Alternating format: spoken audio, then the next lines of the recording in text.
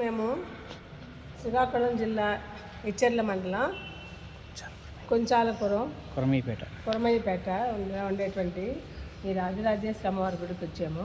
ఈ శ్రీచక్ర పీఠం చూడండి ఎంత బాగుందని తల్లి. ఇక్కడ 1001 శ్రీచక్రాలు ఉన్నాయి.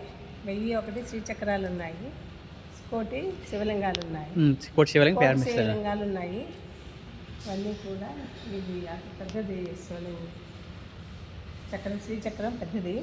ఇక్కడ ప్రతి పౌర్ణమికి కూడా కుంకుమ పూజ మహిళలందరూ వచ్చి ఈ 1000 దేనికి కూడా పూజలు చేసుకుంటారట.